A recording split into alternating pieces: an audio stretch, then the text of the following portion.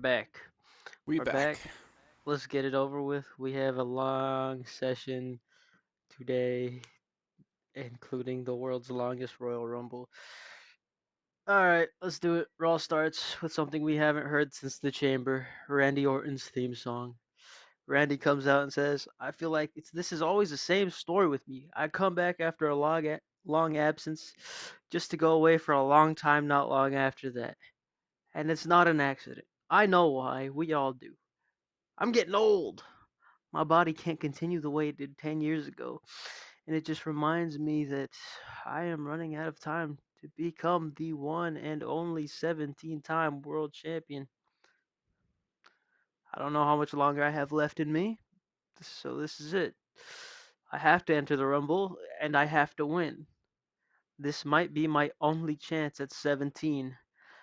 My window is closing, and I won't let it close with me being a loser.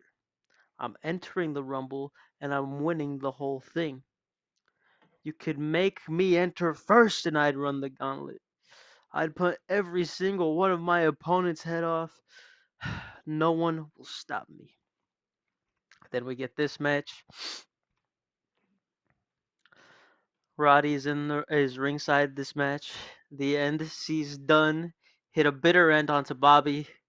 He covers. Bate runs in to make sure Kyle doesn't break it up. Kyle pushes Bate into the pin, so he doesn't do his job and the pin is broken up. Kyle then starts unloading on Dunn. Tyler jumps in to help him. Fish gets up and kicks Tyler off of Kyle. Kyle goes to the corner. Fish goes to tag in. Bate is ready for the hot tag as well. They both tag in. They rush each other. Bate hits a clothesline. Kyle gets up. Bate goes for him again. Kyle hits a knee strike. Kyle throws him to the ropes. Bate bounces off and hits his springboard lariat that he does off the top rope. Tyler is hyped. He sets up for a Tyler driver. He almost hits it, but Fish comes in and chop blocks him from behind. Kyle and Bobby then hit their finisher on him. Pete comes in to try to save him, but he gets hit with their finisher too. Kyle finally pins Bate. 1, 2, 3. Here are your winners, and still the World Tag Team Champions. Kyle O'Reilly and Bobby Fish. The Undisputed Era and Redragon are celebrating when outside the ring. Bate goes to sit next to Dunn. You can hear Bate say, we'll get him next time. That's when Dunn replies, there isn't gonna be a next time. Pete stands up and Bate says, what? As he says that, Dunn knees Bate right in the head. He picks him up. He hits a bitter end on him. In the ring, Redragon just look at them in shock, and Roderick is confused as hell too. Pete throws Dunn headfirst into the ring post. Bate gets busted open. Then he clears off the announce table and hits a bitter end through it. Roddy's laughing at this point. He goes to the outside and extends his hand toward Dunn as if he wants to shake it. Dunn looks at his hand confused. Then a smile comes over his face. He starts shaking Roddy's hand. Roddy's about to let go of it, but then he realizes he can't. He starts pulling away, but Pete's grip is too tight.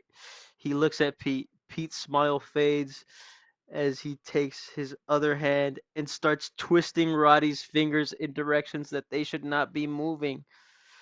Redragon comes out of the ring to help him, but Dunn says, stand back or I swear to God I'll bite his fingers off. Roddy yells, for the love of God, guys, get back. They have a stalemate until Dunn finally lets out one final snap of Roddy's fingers and runs away. They don't chase after him. They check up on Roddy, who is screaming in pain, yelling, oh, Lord, have mercy. My eyes, I can't see. Kyle is confused and says, Roddy, relax. He didn't get your eyes. You're closing them yourself. Open your eyes. He got your fingers, man. I can see again. Oh, for the love of God, my fingers. All right, Bobby, let's get him to the dock in the back. All right. And backstage, we see Bailey and Steph getting ready for the match tonight. Bailey says, all right, remember the game plan tonight. We take out Jordan, and then I finger poke of Doom you for the win. Any questions? Yeah, why do you get to be the one who moves on to the title match at the Rumble?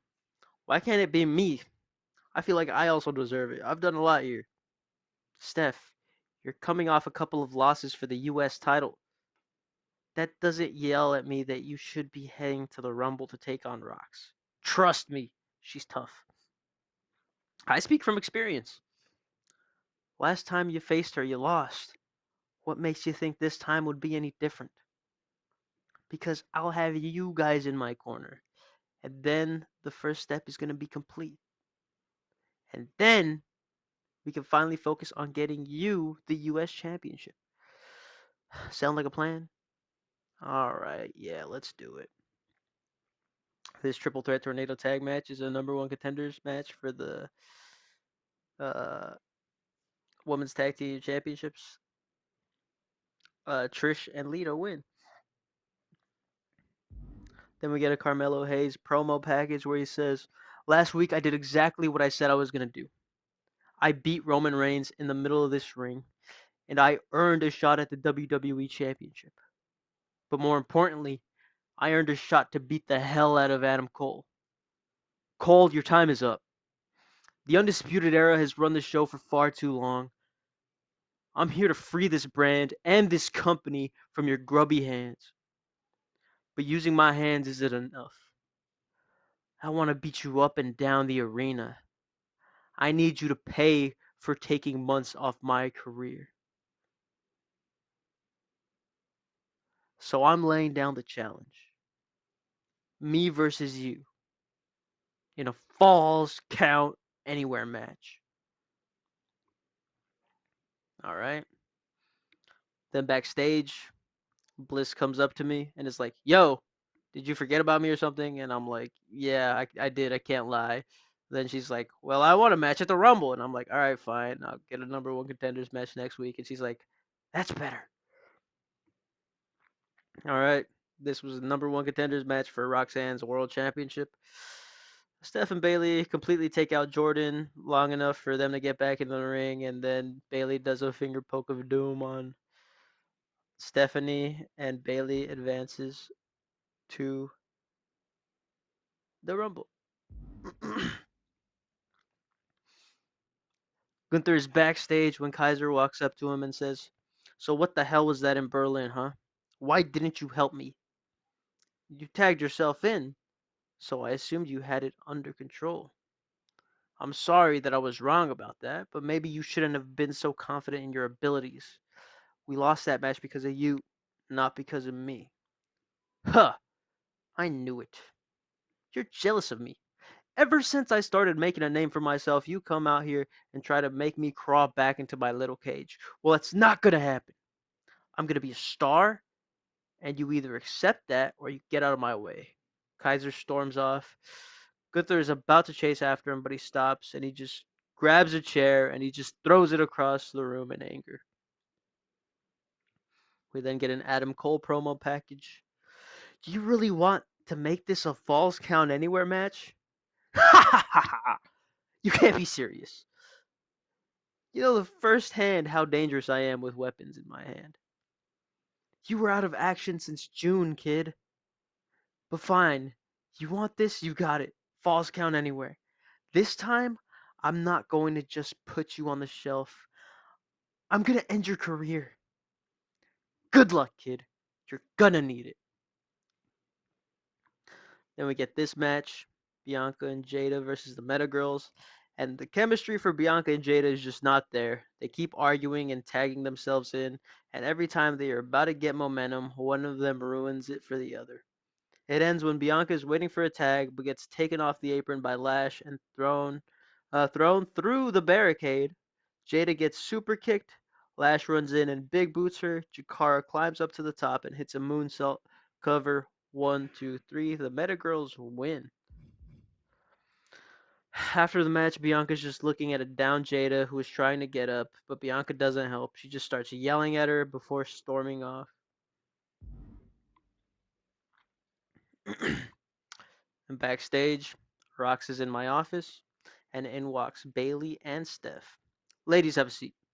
I brought you in here today because we saw what happened tonight.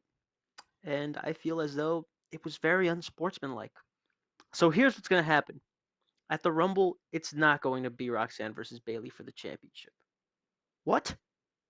You can't do that to me. I earned that match fair and square. Well, I wouldn't call it fair and square, but alas, I'm not done yet. You will still get a title shot. But Roxanne sees this as an opportunity to get you off her back once and for all.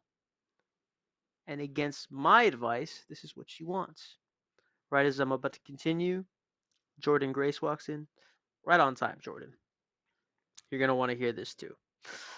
So, given everything that went down tonight, at the Rumble, it will be Roxanne Perez versus Bailey versus Jordan Grace versus Stephanie Vaquer for the Women's World Championship. Bailey is furious and starts throwing papers off my desk. Stephanie Loki has a bit of a smirk on her face. Bailey storms out and Steph follows behind her. Jordan talks to Rox saying, "Was this your idea?" Why, yes, it was. I saw what happened out there, and it was disgusting and a stain on this industry. I would never reward something like that. Well, thank you, Rox, but when the bell rings, you're priority number one. I wouldn't want it any other way, Grace. See you later. And then we get main event time. Rhea Ripley versus Julia. Julia comes out with taped up ribs, still not recovered from her steel cage match last week. And then here comes Ripley. She looks like $1,000,000. She's had plenty of time to rest and recover over the past couple months. The bell rings and Julia looks slower than usual. We knew she wasn't 100%, but she looks bad. She's missing a lot of punches. Arrested Ripley is too fast and dodges a good amount of them. And when Ripley strikes Julia, it's as powerful as a gunshot. Julia just can't keep up with the damage. Finally, Rhea decides to go for a riptide. She hits it. Cover. One, two. Kick out! The crowd is shocked. Ripley gets her up again and hits another riptide. Cover. One more time. One, two. Kick out one more time. Ripley is furious. She grabs Julia and puts her in the prism trap submission in the middle of the ring. Julia is writhing in pain. She can't escape. She's been through too much recently. Rhea starts wrenching it in even more. Julia looks like she's about to tap, but she refuses. She has that never give up mentality, and she passes out. The ref checks on her and then calls off the match. Here's your winner, Rhea Ripley. Rhea looks angry that Julia didn't tap. As soon as she gets her arm raised, she goes to Julia and hits one more riptide on her, and we end Raw. Welcome back to SmackDown. It's a January Week 2 episode. We are just a couple weeks away from the Royal Rumble pay per view. Mm-hmm. Uh, like, subscribe, comment down below, hype the video, share the video. I don't know if there's anything else you can do, but do it. Facts. With that said, let's get into the action tonight. I like how you say that, even though this is the halfway point of the video. Oh yeah, I'm used to. Fuck it. I'm so used to like being just individual because we did It's individual for like 3 months. yeah, it's fine. Whatever. All right, let's start. Anyways, just rehashing the start of the video in the middle. But Solo Sikoa and Bloodline Wolfpack open the show and temporarily speak about the US title tournament. Solo then moves his focus onto the tag titles and says, "It seems like tonight we have a matchup against the Street Profits to decide who gets to face the Phenomenal Egos."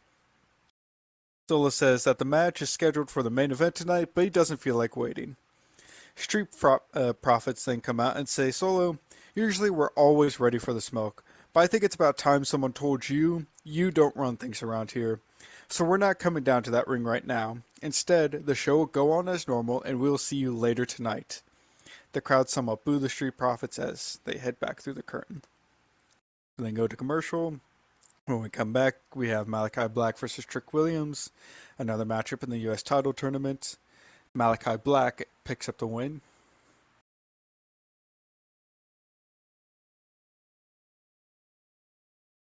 Mercedes and Team Bad then storm into Big E's office and say last week was a total sham. They were blindsided by the title match and demand a rematch for their belts. Big E says, well, let me remind you, I gave you the opportunity to choose whose title was on the line. You chose for the tag belts to be on the line, and with that said, and you chose for the tag belts to be on the line. With that said, you are the former champions and you deserve a shot at regaining the titles. So instead of blindsiding you again this week, I set up a rematch for next week, with the titles being on the line.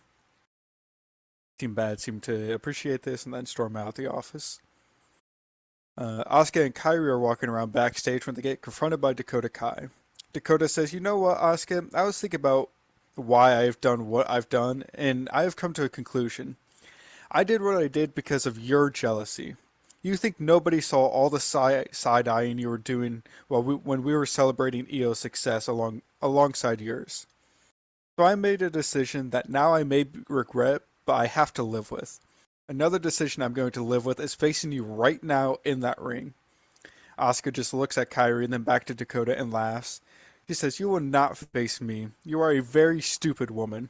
But if you want someone to beat up on, then Kairi is ready for a match. Kairi seems shocked by this, and Dakota says, well, then meet me in the ring. And she storms off towards the ring. Kairi sheepishly follows. Dakota Kai versus Kairi Sane then happens, with Dakota picking up the win.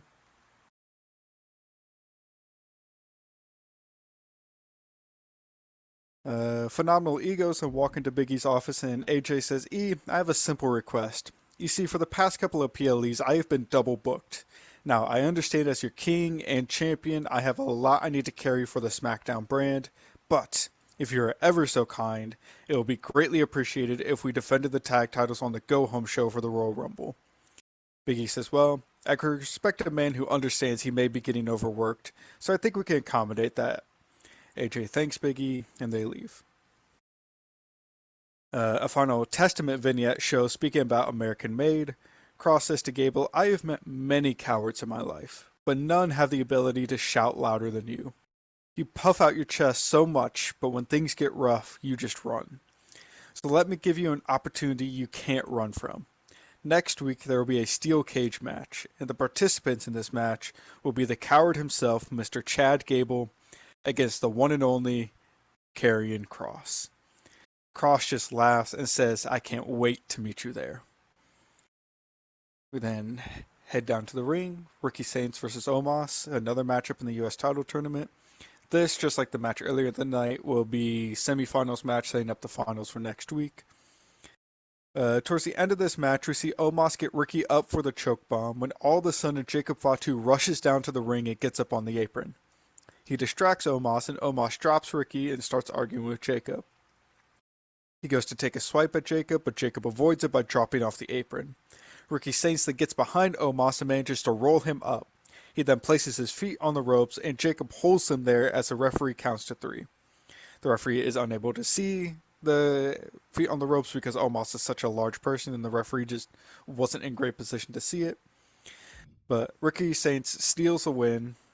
He then rolls out of the ring after the 3 count and has a brief stare down with Jacob before leaving up the ramp. Your finals for next week will be Malachi Black versus Ricky Saints in the U.S. title tournament. Jade Cargill then approaches Big E backstage and asks about an update to uh,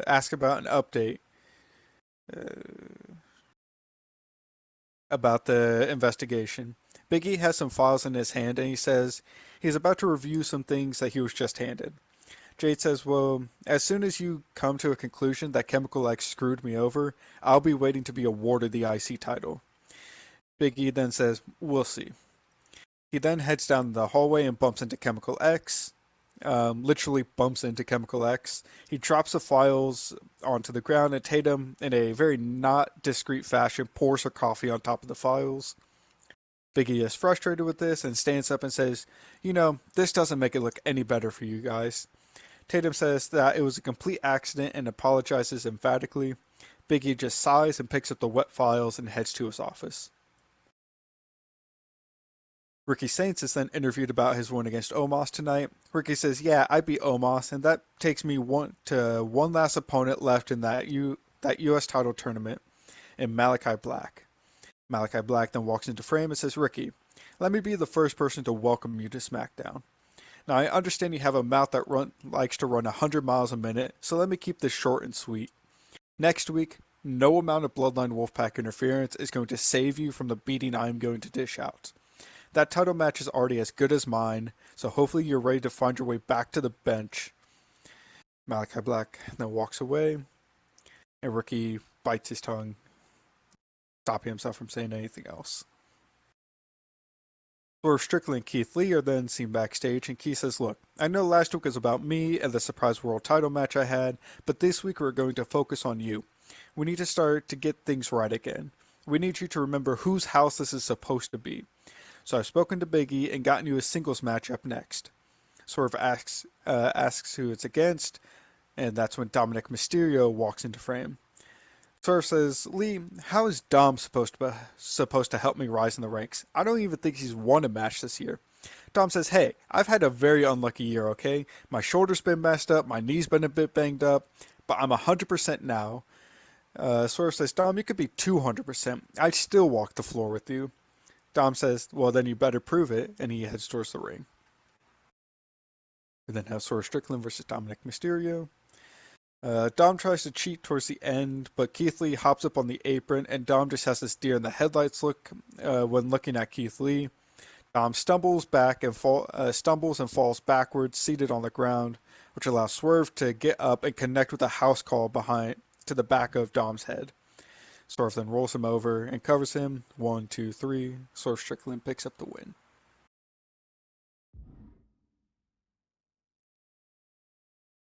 Um, AJ Lee and Cora Jade speak backstage about the women's title match at the Royal Rumble.